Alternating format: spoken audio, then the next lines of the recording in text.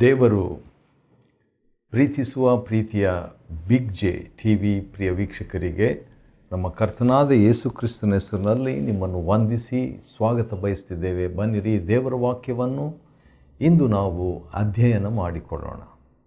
ಇಂದಿನ ನಮ್ಮ ಅಧ್ಯಯನ ಶ್ರೀ ಮತ್ತಾಯನು ಬರೆದ ಸುವಾರ್ತೆ, the gospel according to Matthew chapter 17, 17ನೇ ಅಧ್ಯಾಯ. ಮತ್ತಾಯನು ಬರೆದ ಸುವಾರ್ತೆಯನ್ನು ನಾವು ಅಧ್ಯಯನ ಮಾಡಿಕೊಳ್ಳಲಿಕ್ಕಿದ್ದೇವೆ. ಮತ್ತಾಯನು ಬರೆದ ಸುವಾರ್ತೆ 17ನೇ ಅಧ್ಯಾಯದಲ್ಲಿ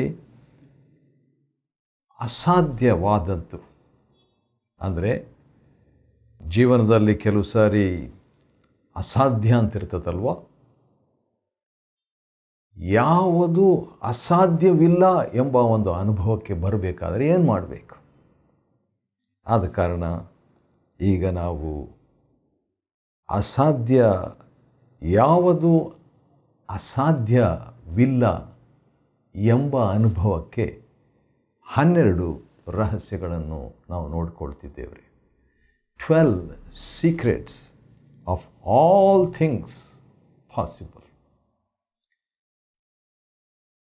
ಎಲ್ಲವೂ ಸಾಧ್ಯ ಎಂಬ ಅನುಭವಕ್ಕೆ 12 ರಹಸ್ಯಗಳು. ಒಂದು ವಾಕ್ಯ ಓದ್ತೀನಿ ಅದಕ್ಕಿಂತ ಮುಂಚಿತವಾಗಿ. ಮತ್ತಾಯನು ಬರೆದ ಸುವಾರ್ತೆ 17ನೇ ಅಧ್ಯಾಯ 20ನೇ ವಚನದಲ್ಲಿ ನಮ್ಮ ಕರ್ತನಾದ ಯೇಸು ಮಾತನಾಡ್ತಾ ಕೊನೆಯದಾಗಿ ಒಂದು ಮಾತು ಹೇಳ್ತಾರೆ. ಒಂದು ಬೆಟ್ಟಕ್ಕೆ ಇಲ್ಲಿಂದ ಆ ಸ್ಥಳಕ್ಕೆ ಹೋಗು ಎಂದು ಹೇಳಿದರೆ ಅದು ಹೋಗುವುದು. ಯಾವುದೂ ನಿಮಗೆ ಅಸಾಧ್ಯವಾಗಿರುವುದಿಲ್ಲ.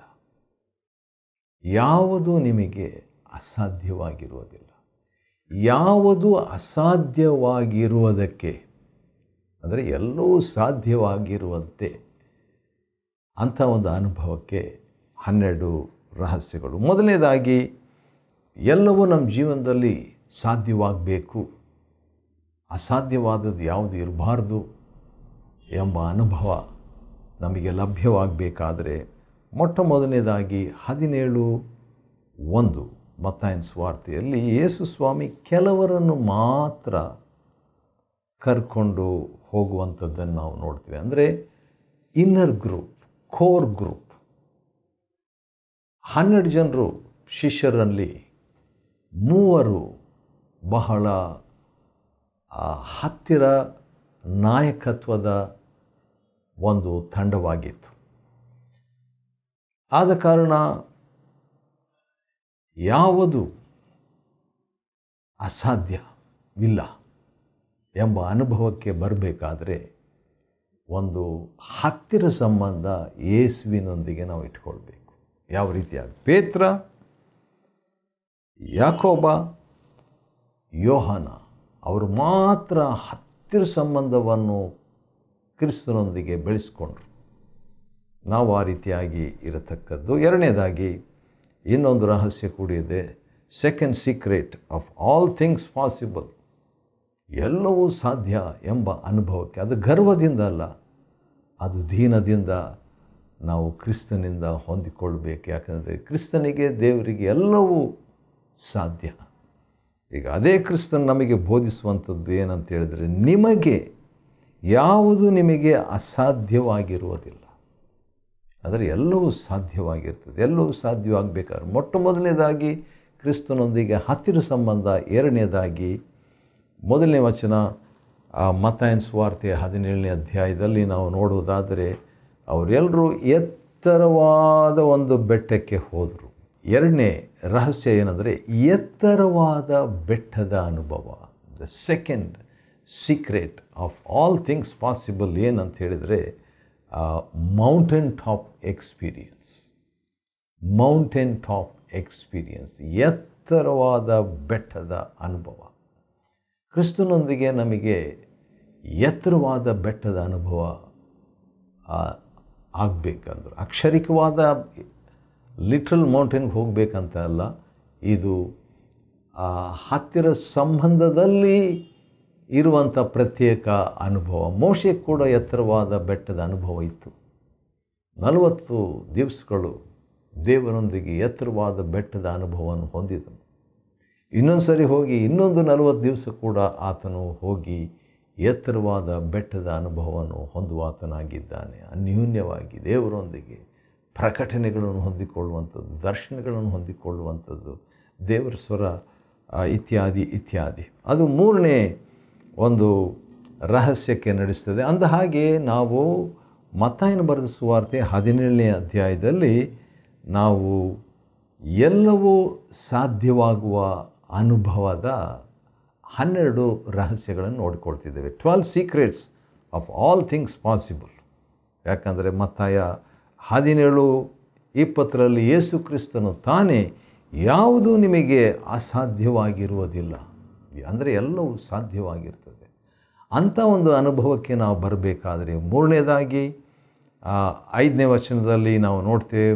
ಮತ್ತಾಯ 17:5 ಅಲ್ಲಿ ಮೇಘವು ಕವಿಯಿತು, ಮೇಘದೊಳಗಿಂದ ಈತನು ಪ್ರಿಯನಾಗಿರುವ ನನ್ನ ಪುತ್ರನು, ಈತನನ್ನು ನಾನು ಸಂಪೂರ್ಣವಾಗಿ ಮೆಚ್ಚಿದ್ದೇನೆ, ಈತನ ಮಾತನ್ನು ನೀವು ಕೇಳಿರಿ ಎಂಬುದಾಗಿ ತಂದೆ ದೇವರ ಸ್ವರವು ಸ್ವರ್ಗದಿಂದ ಘೋಷಣೆಯಾಗಿ ಬಂತು. ಹಾಗಾದರೆ ನಾವು ಎಲ್ಲವೂ ಸಾಧ್ಯ ಎಂಬ ಅನುಭವಕ್ಕೆ ನಾವು ಬರಬೇಕಾದರೆ 3ನೇ ರಹಸ್ಯ ದೇವರ ಸ್ವರವನ್ನು ಕೇಳಿಸ್ಕೋಬೇಕು. You must hear the voice of God. ಅಂದು ಪೇತ್ರನು ದೇವರ ಸ್ವರವನ್ನು ಕೇಳಿಸಿಕೊಂಡ. ಪೇತ್ರ, ಯಾಕೋಬ, ಯೋಹಾನರು ದೇವರ ಸ್ವರವನ್ನು ಕೇಳಿಸ್ಕೊಂಡ್ರು, ತಂದೆ ದೇವರ ಸ್ವರ. 4ನೇ ಅನುಭವ. ಅಂದ ಹಾಗೆ ನಾವೇನು ನೋಡ್ಕೊಳ್ತಿದ್ದೀವಿ ಅಂತ ಹೇಳಿದ್ರೆ, ಮತ್ತಾಯನ ಬರೆದ ಸುವಾರ್ತೆ 17ನೇ ಅಧ್ಯಾಯದಲ್ಲಿ ಎಲ್ಲವೂ ಸಾಧ್ಯ ಎಂಬ ಅನುಭವದ ಕೆಲವು ರಹಸ್ಯಗಳು, 12 ರಹಸ್ಯಗಳು ನಾವು ನೋಡಲಿಕ್ಕಿದೆ. ನಾವು ಈಗ 4ನೇ ರಹಸ್ಯ ಏನಂತ ಹೇಳಿದ್ರೆ, ನಾನು ಈ ರೀತಿಯಾಗಿ ಕರೆಯೋದಕ್ಕೆ ಇಷ್ಟಪಡ್ತೇನೆ. ಅದೇನಂತ ಹೇಳಿದ್ರೆ, ಯೇಸುವನ್ನೇ ಹೊರತು ಮತ್ಯಾರೂ ಇಲ್ಲ ಎಂಬ ಅನುಭವ. Jesus alone experience. ಅದು ರಹಸ್ಯವಾಗ್ತದೆ ರೀ. ಯಾವುದಕ್ಕೆ ಎಲ್ಲವೂ ಸಾಧ್ಯ ಎಂಬ ಅನುಭವಕ್ಕೆ ಈ ರಹಸ್ಯ. 4ನೇ ರಹಸ್ಯ ಏನಂದರೆ, ಯೇಸುವನ್ನೇ ಹೊರತು ಮತ್ಯಾರೂ ಇಲ್ಲ. ಅಂದರೆ ಅರ್ಥ, ಮೋಶೆ ಇದ್ದರು, ಎಲಿಯ ಇದ್ದರೂ ಕೂಡ, ಆದರೂ ಕೂಡ ಮತ್ತಾಯ 17:7ನೇ ವಚನದಲ್ಲಿ 8ನೇ ವಚನದಲ್ಲಿ ಪೇತ್ರ, ಯೋಹಾನ, ಯಾಕೋಬ ಅವರೆಲ್ಲರೂ ನೋಡ್ತಾ ಇರುವಾಗ ಯೇಸು ಮಾತ್ರ ಇದ್ದರು. ಅನೇಕ ಸಂದರ್ಭದಲ್ಲಿ ನಾವು ದೇವ್ರ ಸೇವಕರನ್ನು ಯೇಸು ಸ್ವಾಮಿ ಜೊತೆಯಲ್ಲಿ ಈಕ್ವಲ್ ಮಾಡಿಬಿಡ್ತೇವೆ. ಆಗ ದೇವರು ಒಂದು ಮೋಡವನ್ನು ಕಳಿಸಿ, ಒಂದು ಘಟನೆಯನ್ನು ಕಳಿಸಿ, ಒಂದು ಸಮಸ್ಯೆಯನ್ನು ಕಳಿಸಿ ಯೇಸುವನ್ನು ಮಾತ್ರ ನಾವು ದೃಷ್ಟಿಸುವಂಥ ಒಂದು ಅನುಭವಕ್ಕೆ ನಮ್ಮನ್ನು ನಡೆಸಿಬಿಡ್ತಾರೆ. ಸರಿ, ಅದು ನನಗೂ ಕೂಡ ಆಗಿದೆ. ನನ್ನ ಆತ್ಮಿಕ ನಾಯಕರ, ಆತ್ಮಿಕ ತಂದೆಯ ವಿಷಯದಲ್ಲಿ ಅದು ದೇವರ ಚಿತ್ತಾನುಸಾರವಾಗಿದೆ ಎಂಬುದಾಗಿ ನಂಬುತ್ತೇನೆ. ದೇವರು ಒಳ್ಳೆಯವನು.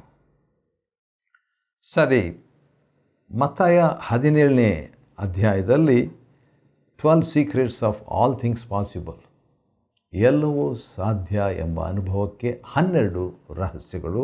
ಅದರಲ್ಲಿ 5ನೇ ರಹಸ್ಯ ಏನಂತ ಹೇಳ್ಬಿಟ್ಟು ನೋಡುವಾಗ 13ನೇ ವಚನದಲ್ಲಿದೆ. ಎಲಿಯನ ಬಗ್ಗೆ ಒಂದು ಡಿಸ್ಕಷನ್ ಆಗ್ತದೆ. ಯೇಸು ಸ್ವಾಮಿ ಮತ್ತು ಆ ಶಿಷ್ಯರು ಮೂವರು. ಹಾಗಾದರೆ ಎಲಿಯನು ಬರಬೇಕಾಯ್ತಲ್ಲ, ಮೊದಲು ಬಂದು ಎಲ್ಲವುಗಳನ್ನು ಪುನಃಸ್ಥಾಪಿಸ್ತಾನಂತ ಹೇಳ್ಬಿಟ್ಟು ಪ್ರವಾದನೆಯಲ್ಲಿ ಇದೆಯಲ್ಲ ಅಂತ ಹೇಳುವಾಗ ಯೇಸು ಸ್ವಾಮಿ ಎಲಿಯನು ಬಂದಾಯಿತು ಅಂತ ಹೇಳ್ತಾರೆ. ಯಾರ ಬಗ್ಗೆ ಇದು ಇರ್ಬೋದು ಅಂತ ಹೇಳ್ಬಿಟ್ಟು ನೋಡುವಾಗ ಶಿಷ್ಯರಿಗೆ ಆಗ ಪ್ರಕಟಣೆ ಸಿಗ್ತದೆ. 13ನೇ ವಚನ ಮತ್ತಾಯ 17:13 ಏನಂತ ಪ್ರಕಟಣೆ ಸಿಗ್ತದೆ? ಸ್ನಾನಿಕನಾದ ಯೋಹಾನನೇ ಆ ಎಲಿಯನು ಎಂಬಂಥ ಪ್ರಕಟಣೆ. ಇದು ಭಾಳ ಆಶ್ಚರ್ಯವಾದ ಒಂದು ಪ್ರಕಟಣೆ. ಆದರೂ ಕೂಡ ದೇವರ ಆತ್ಮನಿಂದ ಅವ್ರಿಗೆ ಸಿಕ್ತು. ಸ್ನಾನಿಕನಾದ ಯೋಹಾನನ ವಿಷಯದಲ್ಲಿ ಆತನ ತಮ್ಮೊಂದಿಗೆ ಮಾತನಾಡ್ತಿದ್ದಾನೆಂದು ಶಿಷ್ಯರು ಗ್ರಹಿಸಿಕೊಂಡ್ರು ಅಥವಾ ಪ್ರಕಟಣೆ ಹೊಂದಿಕೊಂಡರು. ಆ ರೀತಿಯಾಗಿ ಅವರು ಆ ಜನಸಮೂಹದ ನಡುವೆ ಬಂದಾಗ ಒಬ್ಬ ಮನುಷ್ಯನು, ಯೇಸು ಸ್ವಾಮಿ ಬಹುಶಃ ಅವನ ತಂದೆ ಆಗಿರ್ತಾನೆ ಅಂತ ಕಾಣ್ತದೆ, ಯೇಸುವಿನ ಬಳಿಗೆ ಮೊಣಕಾಲೂರಿ 15ನೇ ವಚನ ಒಂದು ಮಾತನ್ನು ಹೇಳ್ತಾನೆ, ಪ್ರಕಟಿಸ್ತಾನೆ. ಅದೇನಂತ ನೋಡುವಾಗ 17ನೇ ಅಧ್ಯಾಯ ಮತ್ತಾಯ 15ನೇ ವಚನ, ಕರ್ತನೇ ನನ್ನ ಮಗನ ಮೇಲೆ ಕರುಣೆ ಇಡು.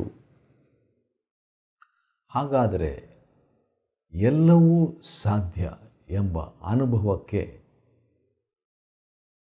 ಅಗತ್ಯವಾದಂಥ ಒಂದು ರಹಸ್ಯ ಏನಂದರೆ ಕರುಣೆ. ನೋಡ್ರಿ, ಈ ತಂದೆಗೆ ಏನೋ ಒಂದು ಅಸಾಧ್ಯವಾದ ಅನುಭವ ಇತ್ತು. ಈಗ ಅದು ಸಾಧ್ಯವಾಗಬೇಕಾದ್ರೆ ಯೇಸುವಿನ ಬಳಿಗೆ ಬಂದು ನನ್ನನ್ನು ಕರುಣಿಸು ಎಂಬುದಾಗಿ ಹೇಳ್ತಿದ್ದಾನೆ. ಹೇಳಿಬಿಟ್ಟು ತನ್ನ ಸಮಸ್ಯೆಯನ್ನು ಹೇಳ್ತಾನೆ. ಅದೇನಂತ ಹೇಳಿದ್ರೆ, ಮಗನು ಮೂರ್ಛಾ ರೋಗದಿಂದ ಬಹಳ ಕಷ್ಟಪಡ್ತಿದ್ದಾನೆ. ಅನೇಕ ಸಾರಿ ಬೆಂಕಿಯಲ್ಲಿಯೂ ನೀರಲ್ಲಿ ಭಾಳ ಡೇಂಜರ್, ಭಾಳ ಅಪಾಯ ಇದು. ಆ ರೀತಿಯಾಗಿದ್ದಂಥ ವೇಳೆಯಲ್ಲಿ ನಾನು ನಿನ್ನ ಶಿಷ್ಯರ ಬಳಿಗೆ ಅವನನ್ನು ಕರೆತಂದೆನು, ಆದರೆ ಶಿಷ್ಯರು ಅವನನ್ನು ಸ್ವಸ್ಥ ಮಾಡದೆ ಹೋದರು ಎಂಬ ಕಂಪ್ಲೇಂಟ್ ತಂದೆ ಶಿಷ್ಯರ ಬಗ್ಗೆ ಯೇಸುವಿನ ಮುಂದೆ ಇಡುವಂಥದ್ದನ್ನು ನೋಡುವಾಗ ಶಿಷ್ಯರ ಮುಖದಲ್ಲಿ ಒಬ್ಬರನ್ನೊಬ್ಬರು ಬಹುಶಃ ನೋಡಿಕೊಂಡ್ರೇನೋ ಅವರು ಎಲ್ಲರ ಮುಂದೆ ಬಹಿರಂಗವಾಗಿ ಆ ತಂದೆ ಆ ಮಾತು ಹೇಳಲೇಬೇಕಾಯಿತು. ಅಂದರೆ ಅದಕ್ಕಿಂತ ಮುಂಚಿತವಾಗಿ ಅವರು ಸ್ವಲ್ಪ ಪ್ರಯತ್ನ ಮಾಡಿದ್ದಾರೆ. ಅವರೆಲ್ಲರೂ ಸೇರಿಕೊಂಡು ಒಂದು ದೆವ್ವ ಬಿಡಿಸಲಿಕ್ಕೆ ಆಗದಂಥ ಒಂದು ಪರಿಸ್ಥಿತಿ. ಆವಾಗ ಅವರಿಂದ ಸ್ವಸ್ಥ ಮಾಡಲಿಕ್ಕೆ ಆಗಲಿಲ್ಲ ಅಂತ ಹೇಳಿದಾಗ ಯೇಸು ಸ್ವಾಮಿ ಅವರಿಗೆ 17ನೇ ವಚನ 17 ಮತ್ತಾಯ ಮ್ಯಾಥ್ಯೂ 17 ಮತ್ತಾಯ 17ನೇ ಅಧ್ಯಾಯ 17ನೇ ವಚನದಲ್ಲಿ, ನಂಬಿಕೆಯಿಲ್ಲದ ಮೂರ್ಖ ಸಂತತಿಯೇ, ಇನ್ನು ಎಷ್ಟು ಕಾಲ ನಾನು ನಿಮ್ಮೊಂದಿಗಿರಲಿ, ಎಷ್ಟು ಕಾಲ ನಿಮ್ಮನ್ನು ಸಹಿಸಿಕೊಳ್ಳಿ ಎಂಬುದಾಗಿ ಸ್ವಾಮಿ ಹೇಳ್ತಾರೆ. ಯಾಕಂತ ಹೇಳಿದ್ರೆ ಸ್ವಂತ ಶಕ್ತಿಯಿಂದ ಅವರು ಟ್ರೈ ಮಾಡಿರ್ತಾರೆ. ಅಸಾಧ್ಯವಾದಂಥ ಅನುಭವಕ್ಕೆ ಬರಬೇಕಾದ್ರೆ ಸ್ವಂತ ಶಕ್ತಿ ಸಾಲದು. It's not enough to have self strength. Try ಮಾಡಿದರು ಸ್ವಂತ ಶಕ್ತಿಯಿಂದ, ಸ್ವಂತ ಭಕ್ತಿಯಿಂದ ಪ್ರಯತ್ನ ಅಂತೂ ಮಾಡಿದರು ಪಾಪ, ಆದರೆ ಸಕ್ಸಸ್ ಆಗಲಿಲ್ಲ. ಸ್ವಸ್ಥ ಮಾಡದೆ ಹೋದರು ಅಂತ ತಂದೆ ಅವ್ರ ಬಗ್ಗೆ, ಶಿಷ್ಯರ ಬಗ್ಗೆ ಗುರುವಿನ ಹತ್ರ ಕಂಪ್ಲೇಂಟ್ ಕೊಡಬೇಕಾಯಿತು. ಆದ ಕಾರಣ ಯೇಸುಸ್ವಾಮಿ ಈಗ ಅವನನ್ನು ನನ್ನ ಬಳಿ ಕರ್ಕೊಂಡು ಬನ್ನಿರಿ ಅಂತ ಹೇಳ್ಬಿಟ್ಟು ಯೇಸುಸ್ವಾಮಿ ದೆವ್ವವನ್ನು ಗದರಿಸಲಾಗಿ ಅವನೊಳಗಿಂದ ಹೊರಟು ಹೋಯಿತು. ಪ್ರಾಬ್ಲಮ್ ಸಾಲ್ವ್ ಆಯಿತು. ಹುಡುಗ ಚೆನ್ನಾಗಾಗ್ಬಿಟ್ಟ, ವಾಸಿ ಆಗಿಬಿಟ್ಟ. ಆಮೇಲೆ ಶಿಷ್ಯರು ಪ್ರತ್ಯೇಕವಾಗಿ ಯೇಸುವಿನ ಬಳಿಗೆ ಬಂದು ಆ ದೆವ್ವ ಬಿಡಿಸಲಿಕ್ಕೆ ನಮಗೆ ಯಾಕೆ ಆಗಲಿಲ್ಲ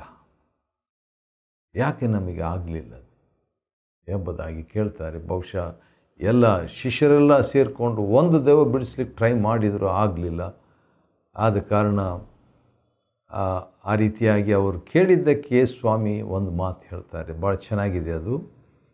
20ನೇ ವಚನದಲ್ಲಿ ಅದೇನಂತ ಹೇಳಿದರೆ, ನಿಮ್ಮ ಅಪೂರ್ಣ ನಂಬಿಕೆಯೇ ಇದಕ್ಕೆ ಕಾರಣ. ಅಪೂರ್ಣ ನಂಬಿಕೆ ನಿಮಗೆ ಕಾರಣ. ಅಪೂರ್ಣ ಅಂತ ಹೇಳಿದ್ರೆ ಭಾಳ ನಂಬಿಕೆಯಲ್ಲಿ ಸ್ವಲ್ಪ ಕಡಿಮೆ ಅಂತಲ್ಲ, ಸ್ವಲ್ಪ ಇದ್ರೂ ಪೂರ್ಣವಾಗಿರಬೇಕು.